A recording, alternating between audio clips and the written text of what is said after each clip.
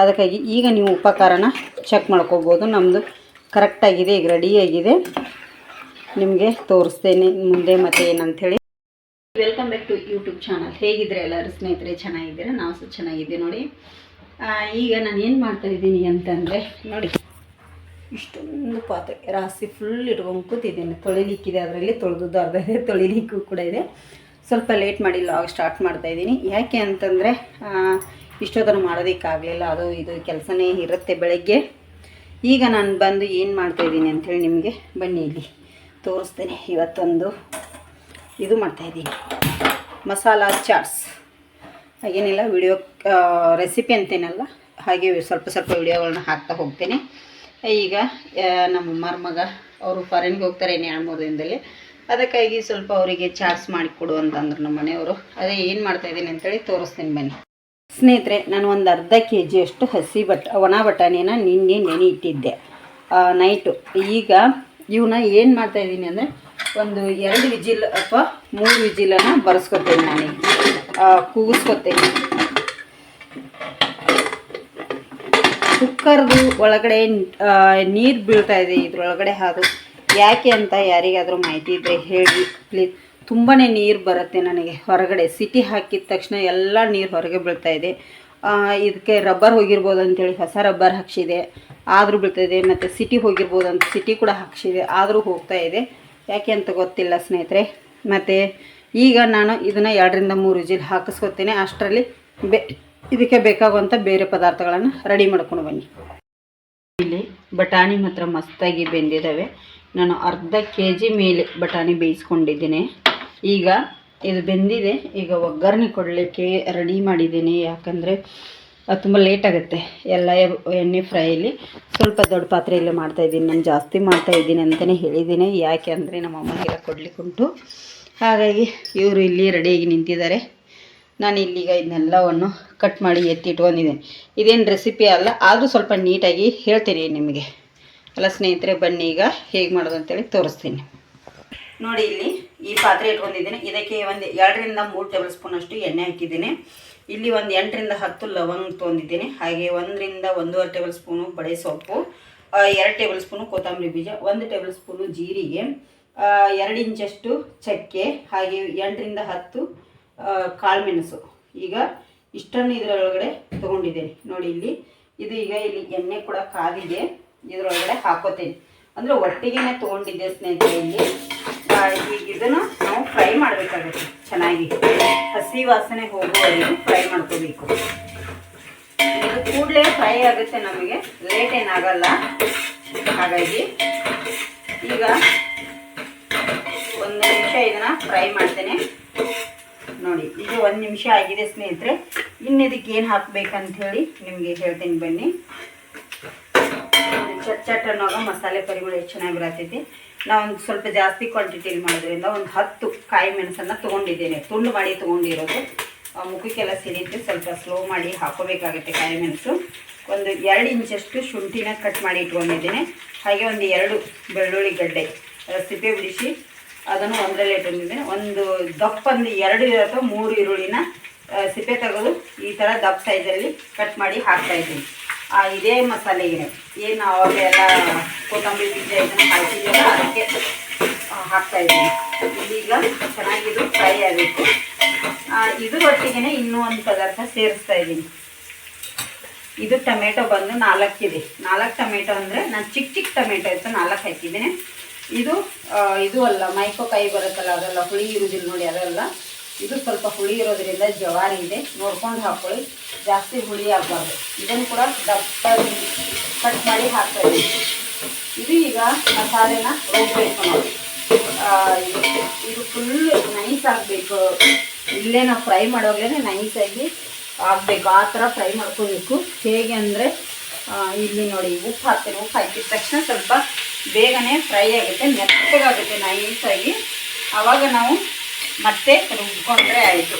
ಈಗ ಇದನ್ನು ಮಸಾಲೆನ ನಾನು ಚೆನ್ನಾಗಿ ಫ್ರೈ ಮಾಡ್ಕೊತೀನಿ. ಎಲ್ಲ ಮಸಾಲೆಗಳನ್ನು ಫ್ರೈ ಮಾಡ್ಕೊಂಡ್ಮೇಲೆ ಇದು ಆರಬೇಕು ಸ್ನೇಹಿತರೆ. ಆರಿದ ನಂತರ ನಾವು ಮಿಕ್ಸಿ ಮಾಡಲಿಕ್ಕಾಗುತ್ತೆ. ಈಗ ಇದು ಚೆನ್ನಾಗಿ ಹಾಕ್ತೇನೆ ಬನ್ನಿ, ತೋರಿಸ್ತೇನೆ ನಿಮಗೆ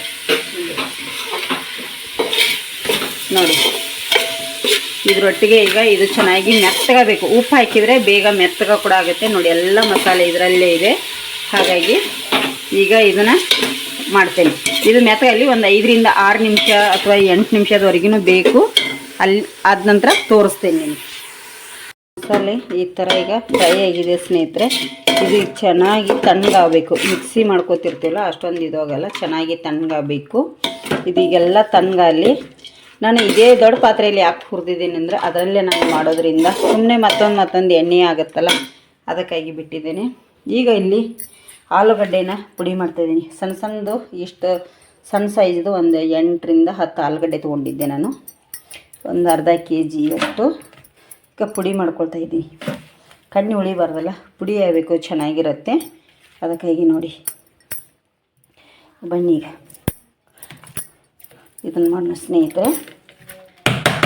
ಇದೆಲ್ಲ ಪುಡಿ ಆಗಬೇಕು.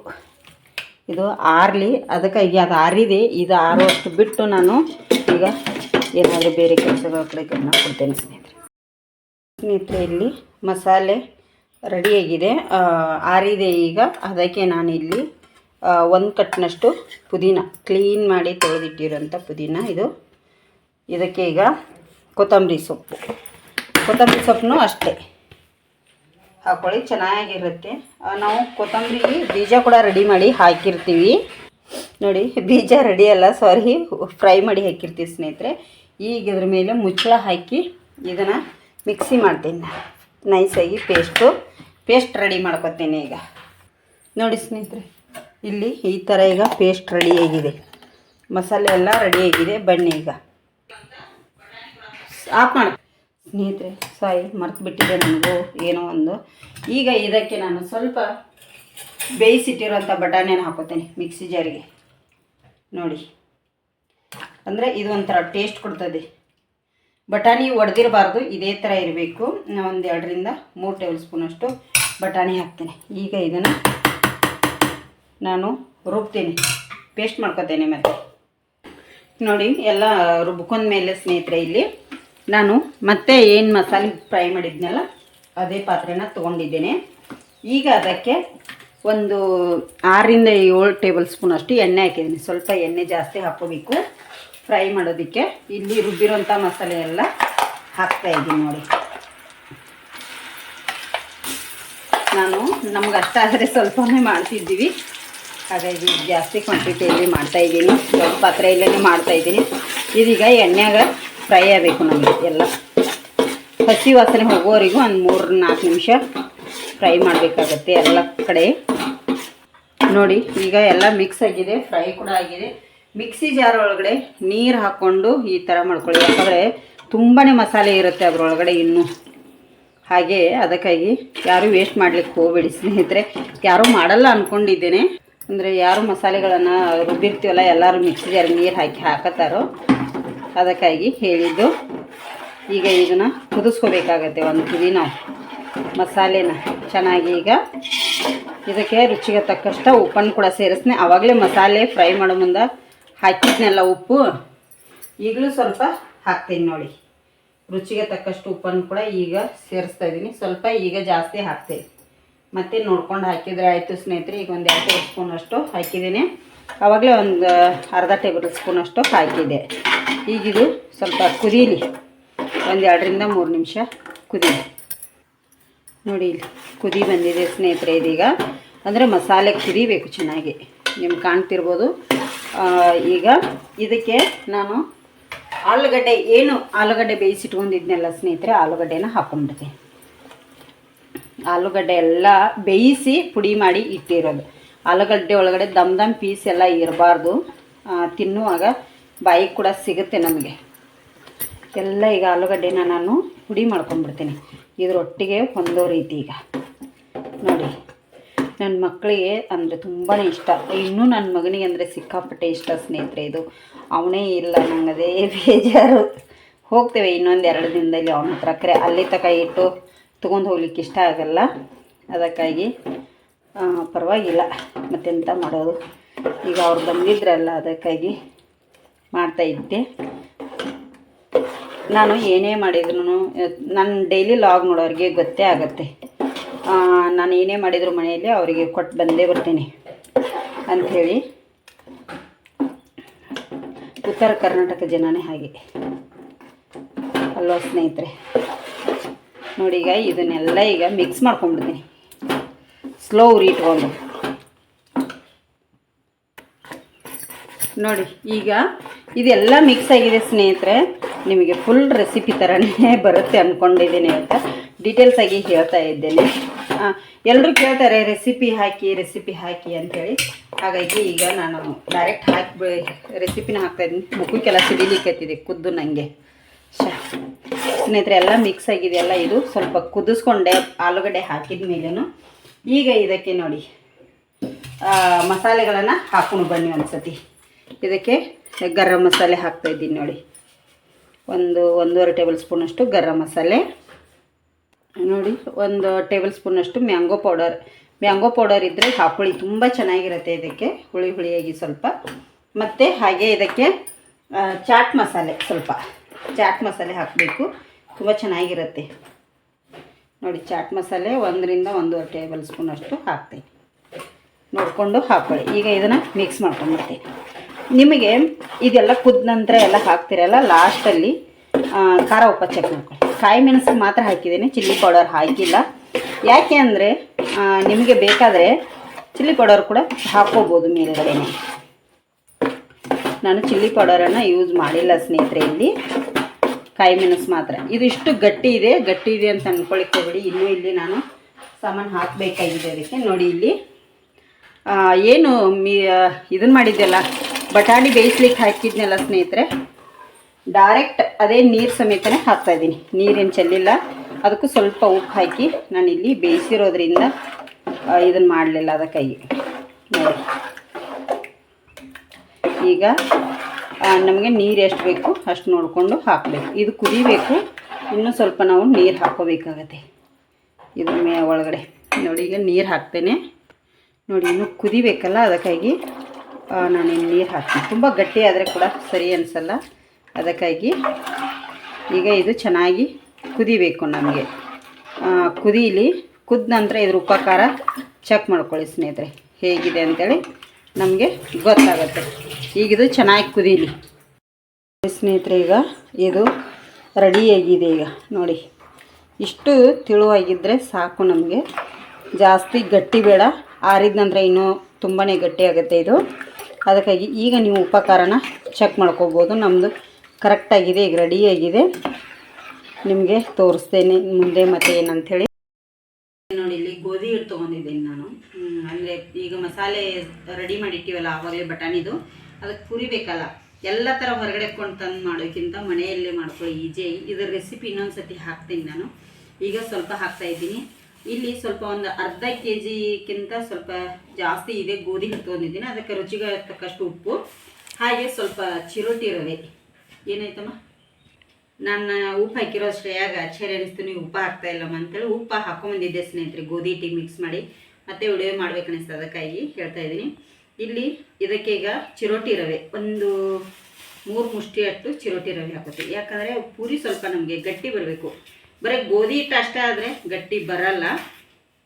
ಅದಕ್ಕಾಗಿ ನಾನು ಒಂದು ದೊಡ್ಡ ಬಟ್ಲಿಂದ ಒಂದು ಬಟ್ಲಷ್ಟು ಚಿರೋಟಿ ರವೆ, ಬಾಂಬೆ ರವೆ ಅಲ್ಲ, ಬಾಂಬೆ ರವೆ ಇದ್ದರೂ ಹಾಕ್ಕೊಳ್ಳಿ, ಚಿರೋಟಿ ರವೆ ಇಲ್ಲ ಅನ್ನೋರು. ಈಗ ಇದನ್ನು ನಾನು ಗಟ್ಟಿಯಾಗಿ ಹಿಟ್ಟನ್ನು ಕಲಿಸ್ತೇನೆ. ತುಂಬ ಗಟ್ಟಿಯಾಗಿ ಕಲಿಸ್ಬೇಕಾಗುತ್ತೆ. ನಾನು ನೋಡಿ ಒಂದು ಅರ್ಧ ಕಿಲೋಕ್ಕಿಂತ ಜಾಸ್ತಿ ಇದೆ ಗೋಧಿ ಹಿಟ್ಟು, ಅದಕ್ಕೆ ಒಂದು 5 ಮುಷ್ಟಿಯಷ್ಟು ಚಿರೋಟಿ ರವೆನ ಸೇರಿಸಿದ್ದೇನೆ. ಈಗ ಇದನ್ನು ಗಟ್ಟಿಯಾಗಿ ಹಿಟ್ಟು ಕಲಿಸ್ಕೊತೀನಿ ನಾನು.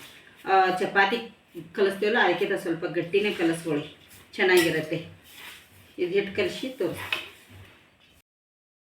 ಚಪಾತಿ ಹಿಟ್ಟು ಒಂದು 10 ನಿಮಿಷ ಆದಮೇಲೆ ಇಲ್ಲಿ ರೆಡಿಯಾಗಿದೆ. ಈ ಥರ ನಾನು ಈ ಸೈಜಲ್ಲಿ ಪೂರಿ ಮಾಡ್ಕೋತೀನಿ ನೋಡಿ, ಆ ಸೈಜಲ್ಲಿ ಇದನ್ನು ಮಾಡ್ತಾಯಿದ್ದೀನಿ. ಉಳ್ಳಿ ಮಾಡಿ ಇಟ್ಕೊಂಡೆ, ಹಾಗೆ ಈಗ ಲಟ್ಟಿಸ್ತಾ ಇದ್ದೀನಿ ನೋಡಿ. ಯಾಕೆ ಗೊತ್ತಾ, ಒಂದು ಸ್ವಲ್ಪ ದಪ್ಪ ಲಟ್ಟಿಸ್ಕೋಬೇಕು ನಾವು. ತಿಳುವಾಗಿ ಲಟ್ಟಿಸ್ಕೊಂಡ್ರೆ ಪುರಿ ಉಬ್ಬುತ್ತಾವೆ, ನಮಗೆ ಉಬ್ಬಬಾರ್ದು ನೋಡಿ. ಈ ಥರ ಇಷ್ಟು ಲಟ್ಸಿದ್ದೇನೆ. ಇದಕ್ಕೀಗ ಈ 4th ಇರುತ್ತಲ್ಲ, ಹೀಗೆ ಮಾಡ್ಕೊಳ್ಳಿ. ಉಬ್ಬಬಾರ್ದು, ಯಾವುದೇ ಕಾರಣಕ್ಕೂ ನಮಗೆ ಉಬ್ಬಬಾರ್ದು. ಅದಕ್ಕಾಗಿ ನೋಡಿ ಈ ಥರ ಹೋಲ್ ಮಾಡ್ಕೋಬೇಕು 4th ಇಂದ. ಉಬ್ಬಬಾರ್ದು, ಗಟ್ಟಿ ಆಗಬೇಕು ನಮಗೆ, ಚೆನ್ನಾಗಿರುತ್ತೆ ನೋಡಿ. ಈಗ ಇದೇ ಥರ ನಾನು ಎಲ್ಲವನ್ನು ಮಾಡಿಟ್ಕೊಂಡ್ಬಿಡ್ತೇನೆ. ಮಾಡಿಟ್ಕೊಂಡು ಕರಿತೀನಿ ಸ್ನೇಹಿತರೆ. ತುಂಬ ಚೆನ್ನಾಗಿರುತ್ತೆ ನಾವು ಹಣ ಕೊಟ್ಟು ಹೊರಗಡೆ ತರೋ ಬದಲ. ಮತ್ತು ಪೂರಿನ ಬೇಕಂತಿಲ್ಲ, ಈ ಥರ ಗಟ್ಟಿಯಾಗಿ ನಾವು ಮನೆಯಲ್ಲೇ ಗೋಧಿ ಹಿಟ್ಟಿನಿಂದ ಮಾಡ್ಕೋಬೋದು ಆರೋಗ್ಯಕರವಾಗಿರುವಂಥ ಮಸಾಲೆ ಪೂರಿ ನೋಡಿ.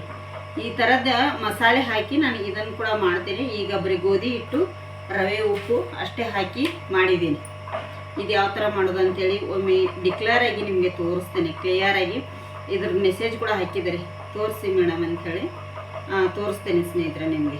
ತುಂಬ ಚೆನ್ನಾಗಿರುತ್ತೆ, ಟೇಸ್ಟು ತುಂಬ ಚೆನ್ನಾಗಿರುತ್ತೆ. ಹಾಗೆ ಕೂಡ ತಿನ್ಬೋದು ನೋಡಿ.